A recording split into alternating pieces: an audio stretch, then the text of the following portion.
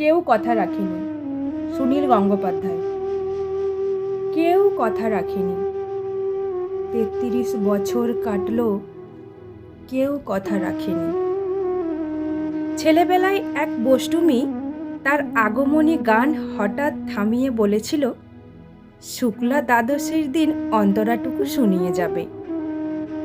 তারপর কত চন্দ্রভুক অমাবস্যা চলে গেল, কিন্তু সেই বষ্টুমি আর এলো না। 25 বছর প্রতীক্ষায় আছি। মামাবাড়ির মাঝি নাদের আলী বলেছিল, বড় হও দাদা ঠাকুর, তোমাকে আমি 3 প্রহরের বিল দেখাতে নিয়ে যাব। সেখানে পদ্ম ফুলের মাথায় সাপ আর ভ্রমর খেলা করে। নাদের আলী, আমি আর কত বড় হব? আমার মাথা এ ঘরের ছাদ ফুঁড়ে আকাশ স্পর্শ করলে তারপর তুমি আমায় 3 প্রহরের বিল দেখাবে? একটাও রয়েল গুলি কিনতে পারিনি কখনো। লাঠি লজেন্স দেখিয়ে দেখিয়ে চুষেছে লস্কর বাড়ির ছেলেরা।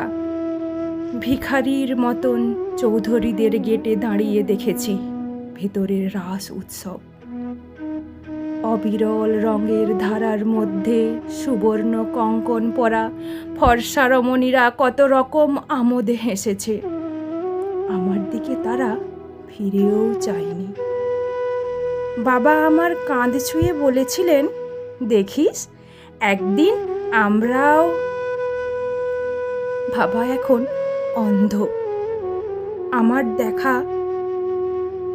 আমাদের দেখা হয়নি কিছুই। সেই রয়েলগুলি, সেই লাঠি লজেন্স, সেই রাস উৎসব আমায় কেউ ফিরিয়ে দেবে না।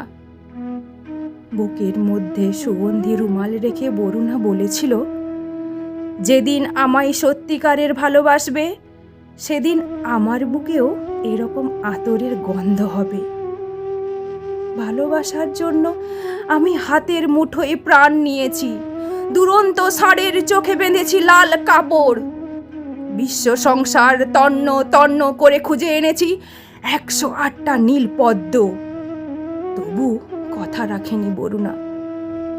এখন তার বুকে শুধুই মাংসের গন্ধ। এখনো সে যে কোনো নারী।